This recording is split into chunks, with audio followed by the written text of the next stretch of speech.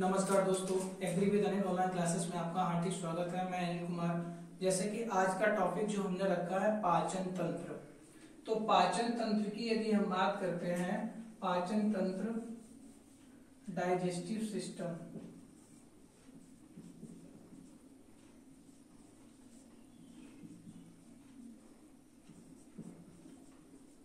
पाचन तंत्र। तो सबसे पहले यदि हम बात करते हैं पाचन की, तो पाचन क्या होता है कि सरल जटिल अघुलनशील भोज्य पदार्थों को सरल और घुलनशील पदार्थों में बदलना पाचन कहलाता है। अर्थात हम ये भी कह सकते हैं कि जटिल अघुलनशील पदार्थों को एंजाइमों और अम्लों की उपस्थिति में सरल घुलनशील पदार्थों में बदलना पाचन कहलाता है। कि यदि चरणों की बात करते हैं तो पाचन के मुख्य 4-5 चरण होते हैं। पाचन के मुख्य 5 चरण होते हैं।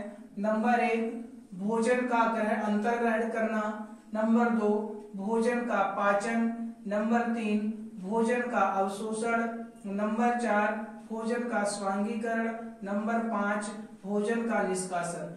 ये 5 जो चरण होते हैं ये डाइजेस्टिव सिस्टम के होते हैं। पाचन तंत्र 5 चरणों में पूर्ण होता है। तो पाचन तंत्र में पहला जो पार्ट हमने देखा था डाइजेस्टिव सिस्टम में, वो भोजन का अंतर्ग्रहण करना। तो अंतर्ग्रहण करना, भोजन का अंतर्ग्रहण में इस प्रकार से कि भोजन मुख गुहा के अंदर धारण करना ही भोजन का अंतर्ग्रहण कहलाता है। मुख गुहा के अंदर भोजन को धारण करना ही भोजन का अंतर्ग्रहण कहलाता है। सेकंड पॉइंट हमारा आता है भोजन का पाचन। तो जैसा कि पाचन के डेफिनेशन में बताया है कि जटिल अघुलनशील पदार्थों को एंजाइम एवं जल की उपस्थिति में घुलनशील पदार्थों में बदलना ही पाचन कहलाता है। अर्थात भोजन को तोड़ना डाइजेशन या पाचन कहलाता है। तो पाचन तंत्र में यदि हम बात करते हैं तो पाचन तंत्र को मुख्य 2 भागों में तोड़कर हम पढ़ते हैं। पहला भाग मुख्य हो जाता है आहार नाल और दूसरा भाग हो जाता है सहायक पाचक अंग। यदि आहार नाल की बात करें तो आहार नाल के अंतर्गत मुख गुहा, ग्रसनी, ग्रासनली, आमाशय, छोटी आंत, बड़ी आंत को पढ़ना है। जबकि सहायक पाचक अंग के अंतर्गत हमें यकृत पढ़ना है, दांत पढ़ना है, जिह्वा पढ़ना है और अग्न्याशय जिसे पैनक्रियाज भी बोलते हैं, इनका हमें अध्ययन करना है। तो पहला पार्ट हम उठाते हैं किसको? आहार नाल को। आहार नाल को यदि हम उठाते हैं तो आहार नाल क्या होता है? पाचन तंत्र का सबसे लंबा और बड़ा भाग जो होता है वो आहार नाल होता है। आहार नाल की लंबाई 8 से 10 मीटर तक होती है। जबकि आहार नाल का जो सबसे लंबा भाग होता है वो स्मॉल इंटेस्टाइन होती है, जिसे हम छोटी आंत के रूप में जानते हैं, जिसकी लंबाई 6.5 मीटर 6.5 मीटर होती है। अर्थात कह सकते हैं कि पाचन तंत्र का जो सबसे लंबा भाग है, सबसे बड़ा भाग है, वो हमारा क्या है? आहार नाल। और आहार नाल का जो सबसे बड़ा भाग होता है वो छोटी आंत कहलाती है। तो आहार नाल के अंतर्गत पहला पॉइंट जो हम देखते हैं वो पढ़ना होता मुख गुहा, जिसे बोलते हैं बकल कैविटी। तो मुख गुहा क्या होती है? भोजन का पाचन मुख गुहा से ही आरंभ होता है। जैसे ही भोजन को हम करते हैं तो मुख से ही तो करते हैं। अर्थात भोजन का जो पाचन होता है, प्रारंभिक चरण जो है वो हमारा मुख गुहा ही होता है। मुख गुहा से आरंभ होता है। मुख गुहा में पाई जाने वाली लार, मुख गुहा में पाई जाने वाली लार ग्रंथियां भोजन को रासायनिक पाचन में सहायक करती है। हमारी मुख गुहा में लार ग्रंथियां पाई जाती हैं जो कि रासायनिक पाचन में सहायक होती हैं, जबकि मुख गुहा में दांत और जीभ होते हैं, ये भोजन के यांत्रिक पाचन में सहायक होते हैं। अगर प्रश्न यहां से बनता है कि मुख गुहा में रासायनिक पाचन में सहायक कौन है, तो लार ग्रंथियां, जबकि यांत्रिक पाचन की बात करते हैं तो यांत्रिक पाचन में दांत और जिह्वा सहायक होती है। यदि लार ग्रंथियों की बात करते हैं तो लार ग्रंथियां जो होती हैं मुख गुहा में मुख्य 3 प्रकार की होती हैं। 3 जोड़ी लार ग्रंथियां पाई जाती हैं। हमारे मुख गुहा में 3 जोड़ी लार ग्रंथियां पाई जाती हैं। पहली ग्रंथि जो होती है सबलिंगुअल ग्लैंड्स, सबलिंगुअल ग्लैंड्स होती है। यह जिह्वा और जिह्वा मूल के दोनों तरफ पाई जाती है। जिह्वा मूल के दोनों तरफ जीभ के पाई जाती हैं। जबकि नंबर 2 की बात करते हैं सबमैक्सिलरी ग्लैंड। नंबर दूसरी कौन सी है, सबमैक्सिलरी ग्लैंड्स है। ये निचले जबड़े के दोनों तरफ पाई जाती है। सबमैक्सिलरी ग्लैंड्स निचले जबड़े के दोनों तरफ पाई जाती है। यदि नंबर 3 की बात करते हैं तो नंबर 3 में पैरोटिड ग्लैंड्स पाई जाती है। नंबर 3 पैरोटिड ग्लैंड्स पाई जाती है जो कान के दोनों तरफ होती है, कान के पास दोनों तरफ होती है। यह सबसे बड़ी लार ग्रंथि बोली जाती है। पैरोटिड ग्रंथि को सबसे बड़ी लार ग्रंथि के नाम से जाना जाता है। सबसे बड़ी लार ग्रंथि जो होती है पैरोटिड ग्लैंड्स होती है। तो हमारे मुख गुहा में कितनी जोड़ी लार ग्रंथियां होती हैं, 3 जोड़ी होती हैं। कौन कौन सी, सबलिंगुअल ग्लैंड्स जो जिह्वा मूल के दोनों तरफ होती हैं, सबमैक्सिलरी ग्लैंड्स जो निचले जबड़े के दोनों तरफ होती हैं। नेक्स्ट हमारा जो तीसरी ग्लैंड्स होती है वो होती है पैरोटिड ग्लैंड्स जो कान के दोनों तरफ होती है। और पैरोटिड ग्लैंड्स जो होती है यही सबसे बड़ी लार ग्रंथि होती है। पैरोटिड ग्लैंड के सूजने पर, यदि पैरोटिड ग्लैंड सूजन आ जाती है तो इसी के कारण हमें गलसुआ या मम्स हो जाते हैं। पूछा जाता है गलसुआ या मम्स के कारण क्या होते हैं, तो पैरोटिड ग्लैंड्स में सूजन के कारण ही गलसुआ या मम्स हो जाते हैं। गलसुआ या मम्स हो जाता है पैरोटिड ग्लैंड्स के सूजन के कारण। अब बात करते हैं लार ग्लैंड्स। तो लार ग्रंथियां जो होती हैं 3 जोड़ी, हमारी लार में क्या पाया जाता है, तो लार में टाइलिन, एमेलेज या लाइसोजाइम नामक एंजाइम पाए जाते हैं। लार में हमारे एंजाइम पाए जाते हैं। कौन कौन से, टाइलिन या एमेलेज जिसे बोलते हैं, दूसरा लाइसोजाइम नामक एंजाइम पाए जाते हैं जो कि कार्बोहाइड्रेट और प्रोटीन को पचाने में सहायक होते हैं। अब बात करते हैं, क्योंकि यांत्रिक पाचन में सहायक, रासायनिक पाचन में तो हमारे एंजाइम्स कार्य करेंगे, जबकि मुख गुहा में प्राप्त होते हैं, पाए जाते हैं दांत और जिह्वा। तो दांत के बारे में पढ़ते हैं और जिह्वा के बारे में, क्योंकि दांत और जिह्वा ये दोनों यांत्रिक पाचन में सहायक होते हैं। तो हमें पढ़ना है अगला टॉपिक मुख गुहा के अंतर्गत टीथ, दांत। तो दांत जो कि है यांत्रिक पाचन में सहायक होते हैं। दांत यांत्रिक पाचन में सहायक होते हैं क्योंकि मनुष्य हमारा विषम दंती होता है। मनुष्य कैसा होता है, विषम दंती, क्योंकि इसमें विषम दंत, द्विवार दंत और गर्त दंत तीनों ही प्रकार के दांत पाए जाते हैं, अर्थात मनुष्य हमारा विषम दंती होता है। तो दांत की यदि बात करते हैं, दांत हमारा यांत्रिक पाचन में सहायक होता है। दांतों के बाहरी जो परत होती है उसे इनेमल कहते हैं। दांत की बाहरी परत क्या कहलाती है, इनेमल कहलाती है। और इनेमल जो होता है बॉडी का सबसे कठोर भाग होता है। इनेमल बॉडी का सबसे कठोर भाग होता है। इनेमल के नीचे कैल्शियम की एक परत पाई जाती है जिसे डेंटाइन के नाम से जानते हैं। तो डेंटाइन किसे कहते हैं? इनेमल के नीचे एक कैल्शियम की परत पाई जाती है जिसे डेंटाइन कहते हैं, और डेंटाइन के नीचे मज्जा गुहा पाई जाती है। डेंटाइन के नीचे मज्जा गुहा पाई जाती है। मज्जा गुहा में क्या होती है? रक्त वाहिनियां और दूसरी तंत्रिकाएं होती हैं। मज्जा गुहा में रक्त वाहिनियां और तंत्रिकाएं पाई जाती हैं। अब नेक्स्ट आता है कि यदि क्वेश्चन पूछा जाए मनुष्य हमारा कैसा है, तो विषम दंती। कैसा है? विषम दंती। क्यों? क्योंकि मनुष्य के दोनों जबड़ों पर गर्भ दंती, विषम दंती एवं द्विवार दंती प्रकार के दांत लगे होते हैं।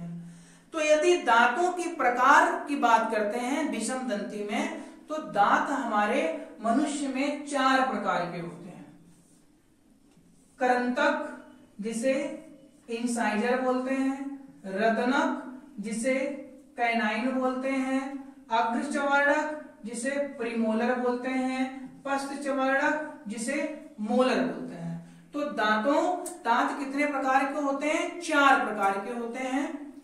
इंसाइजर, कैनाइन, प्रीमोलर और मोलर। करंतक, रदनक, अग्रचवर्णक और पश्चवर्णक, ये 4 प्रकार के दांत पाए जाते हैं। मनुष्य विषम दंती होता है और 32 दांत जो होते हैं इसमें पाए जाते हैं। यदि हम कृंतक की बात करते हैं, कृंतक दंतों की, तो कृंतक दंत जो होते हैं ये आगे वाले जो 2 दांत होते हैं ऊपर के जबड़े में और नीचे के आगे के जो दांत होते हैं वो कृंतक दांत कहलाते हैं, जो कि भोजन को पकड़ने का कार्य करते हैं। कृंतक दांत जो होते हैं ये शाकाहारी में सर्वाधिक विकसित होते हैं। कृंतक दांत जो आपका इंसाइजर होता है ये शाकाहारी जंतुओं में सर्वाधिक मात्रा में विकसित होते हैं। जैसे कि हाथी में जो बड़े दांत निकले होते हैं वो कृंतक दांत ही होते हैं। चूहे में आगे के कृंतक दांत जीवन पर्यंत बढ़ते रहते हैं, जो कि वस्त्रों को उतरने के काम आते हैं। यदि हम बात करते हैं रदनक की, रदनक दांत की बात करते हैं, और एक इंसाइजर, इनकी संख्या जो होती है 4 होती है। जबकि हम रदनक की बात करते हैं, रदनक दांत जो होते हैं वो इंसाइजर के बगल में लगे होते हैं। इंसाइजर के बगल में या कृंतक के साइड में लगे होते हैं। ये क्या करते हैं? इनकी संख्या जो होती है 2 होती है। इनकी संख्या 2 होती है। इनका जो मुख्य कार्य होता है भोजन को चीरने का कार्य करते हैं। यदि हम बात करते हैं अग्रचवर्णक, तो रदनक के साइड में जो लगे होते हैं वो अग्रचवर्णक होते हैं।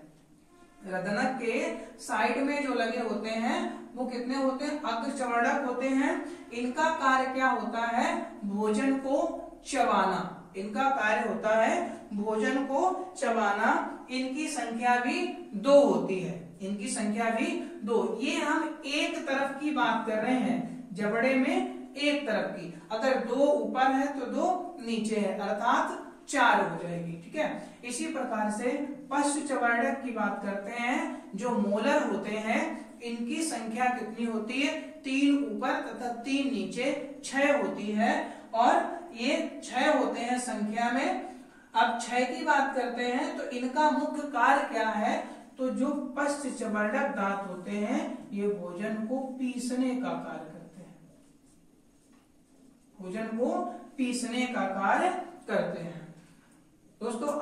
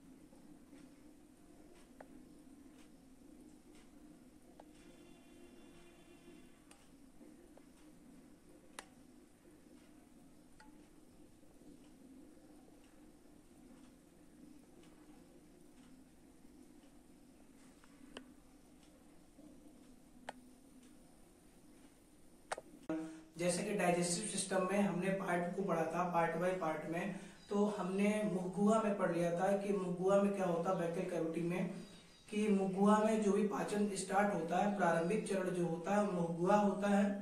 मुख-गुहा में ही हमने बताया था कि इसमें 3 लाल ग्रंथियां होती हैं जो लार को स्रावित करती हैं, जो भोजन पाचन में सहायक होती हैं। जो रासायनिक पाचन में सहायक होता है वो एंजाइम के रूप में कार्य करता है, जबकि जिह्वा, जीभ और दांत ही यांत्रिक पाचन में सहायक करते हैं। और हमने दांत के बारे में पढ़ लिया था। आज हम बात करते हैं जिह्वा, टंग की बात करते हैं, जीभ की। तो जीभ जो होती है एक प्रकार से भोजन में लार मिलाने का कार्य करती है, भोजन को पलटने का कार्य करती है, अर्थात यांत्रिक पाचन में सहायक होती है। अर्थात जीभ के बारे में यदि हमें पढ़ना है तो मानव मुख-गुहा में एक मोटी मांसल 8 से 9 सेंटीमीटर लंबी जिह्वा पाई जाती है। जिह्वा भोजन के पाचन में सहायक होती है। क्यों? क्योंकि इसका कार्य है लार को मिक्स करना और भोजन को पलटना। जैसे मुंह में रहता है उसको पलट करके उसमें लार को मिक्स करती है। जिह्वा के ऊपरी परत पर स्वाद कलिकाएं पाई जाती हैं। टेस्ट ग्लैंड्स जिसे बोलते हैं, स्वाद कलिका, टेस्ट बड्स बोलते हैं, स्वाद कलिकाएं पाई जाती हैं जिससे भोजन का हमें स्वाद पता चलता है। इन स्वाद कलिकाओं की यदि बात करते हैं तो मेल की अपेक्षा फीमेल में अत्यधिक मात्रा में होती हैं, जिसके कारण वो भोजन अत्यधिक टेस्टी बनाती हैं। जो हमारी फीमेल्स होती हैं, जो महिलाएं होती हैं, उनमें स्वाद कलिकाएं अत्यधिक मात्रा में पाई जाती हैं। स्वाद कलिकाओं की बात करते हैं तो अग्र भाग पर मीठा स्वाद होता है। जैसे ही हमने टंग का, जीभ का चित्र बनाया हुआ है, इसका जो अग्र भाग है ये, यहाँ से मीठे का स्वाद का पता चलता है, जबकि ये पश्च भाग जो होता है इससे हमें बात पता चलती है किससे? कड़वे टेस्ट की, कड़वाहट की टेस्ट पता चलता है। जबकि ये दो पार्श्व भाग हैं, पार्श्व भाग और मध्य पार्श्व भाग इसको कह देते हैं। तो इस पार्श्व भाग जस्ट पश्च भाग के पास वाले में इससे हमें खट्टे स्वाद का पता चलता है, जबकि उसके बाद वाले पार्श्व भाग या मध्य पार्श्व भाग को कह सकते हैं तो यहाँ से नमकीन स्वाद का पता चलता है। और जो बीच वाला चित्र ये होता है ये स्वादलेस होता है, जब गर्म होता है पूरे में तो फिर विशेष प्रकार का उम्दा स्वाद मिलता है। अर्थात इसीलिए जब दवाओं का सेवन करते हैं तो हम बीच में ही करते हैं क्योंकि ये टेस्टलेस होता है। ग्रसनी, ग्रसनी में क्या होता है? ग्रसनी, तो ग्रसनी जिसे फायरिंग्स के नाम से जानते हैं, ये मुख गुहा का पीछे का भाग होता, पश्च भाग होता है। ग्रसनी भोजन को निगलने व श्वास लेने के लिए समान रूप से कार्य करती है। चाहे भोजन को निगलना हो या हमें ब्रीथिंग क्रिया करनी हो, दोनों में समान रूप से भूमिका निभाती है, वो हमारी ग्रसनी कहलाती है। ग्रसनी के बाद का पॉइंट हमारा जो हेडिंग आती है वो ग्रास नली या ग्रास नाल, जिसे ओइसोफेगस के नाम से जानते हैं। तो ग्रास नाल जो होता है इसकी लंबाई लगभग 25 सेंटीमीटर लंबी होती है और ये कार्टिलेज या उपास्थियों की बनी होती हैं। ये लचीलेपन की इसमें क्षमता होती है, लचीलेपन होते हैं। यह मुख गुहा को आमाशय से जोड़ने का कार्य करती हैं। कौन? ग्रास नली। ग्रास नली मुख गुहा को आमाशय से जोड़ने का कार्य करती हैं।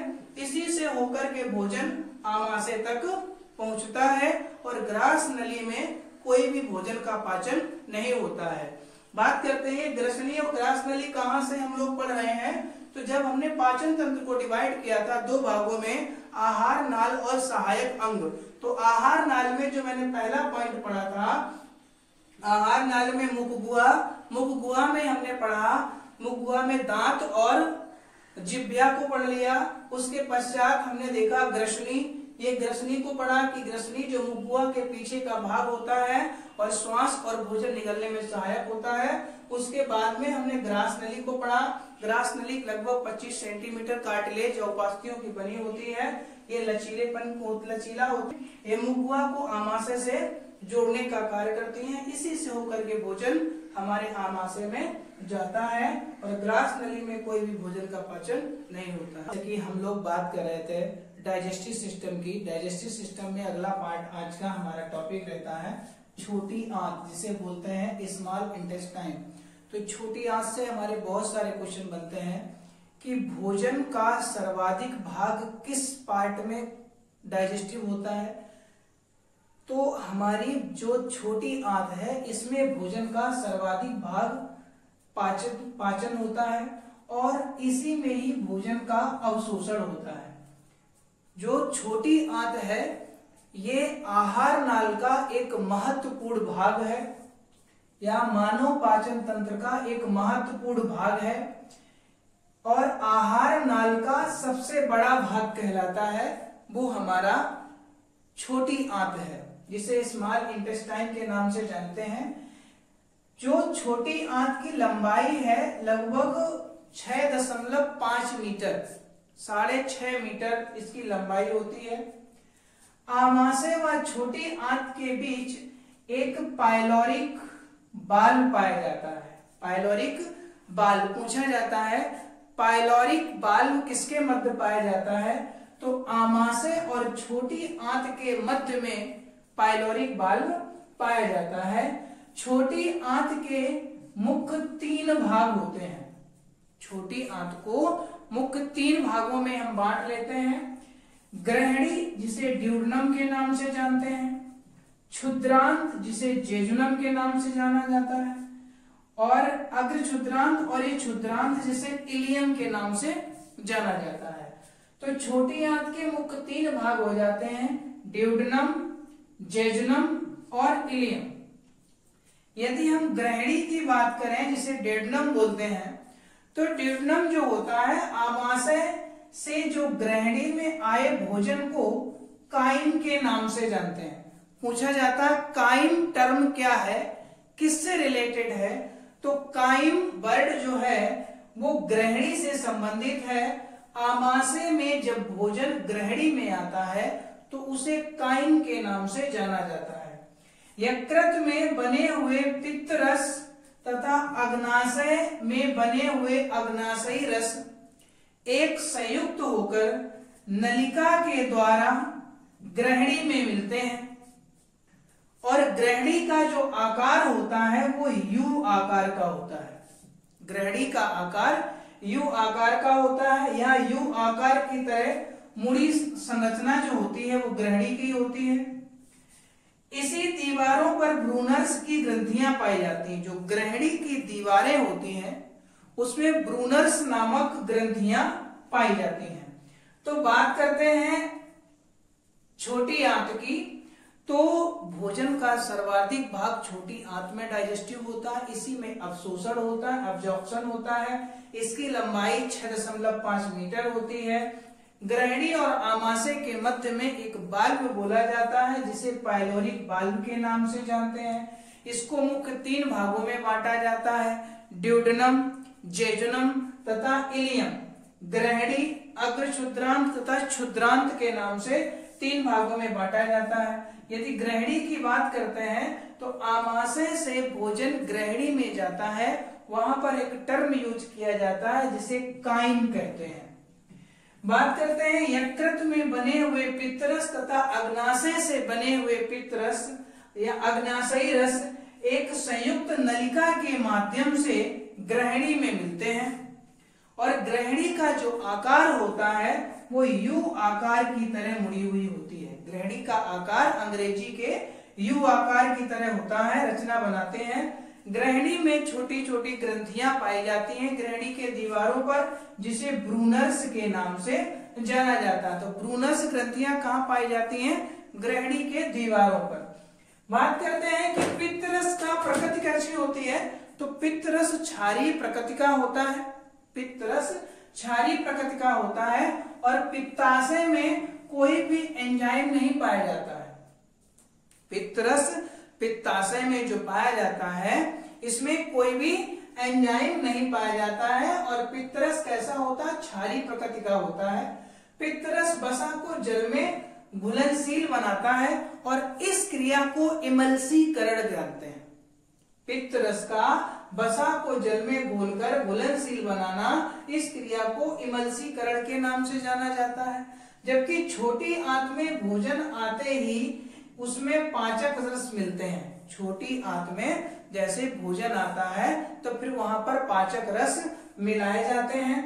अग्न्याशय से हमारे 3 प्रकार के एंजाइम प्राप्त होते हैं जो कि ट्रिप्सिन, एमाइलेज और लाइपेज के नाम से जाना जाता है। जो ट्रिप्सिन एंजाइम है ये प्रोटीन की पाचन में सहायक होता है और प्रोटीन को पेप्टोन में बदलता है, प्रोटीन को पेप्टोन में बदलता है। जबकि एमाइलेज की बात करते हैं ये कार्बोहाइड्रेट का पाचन करता है और ये कार्बोहाइड्रेट को ग्लूकोज में बदल देता है।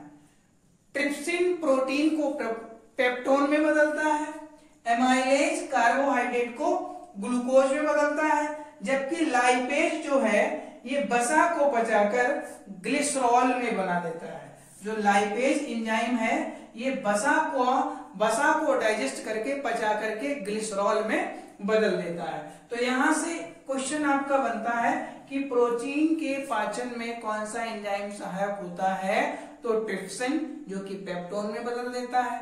कार्बोहाइड्रेट को डाइजेस्ट करने में आपका सहायक होता है एमाइलेज जो कि ग्लूकोज में कन्वर्ट कर देता है, जबकि वसा के डाइजेस्ट में पचाने में सहायक होता है लाइपेज एंजाइम जो कि ग्लिसरॉल में उसको बदल देता है। आज के लिए इतने काफी दोस्तों, नेक्स्ट टॉपिक के लिए अगले दिन मिलते हैं इसी समय। दोस्तों आप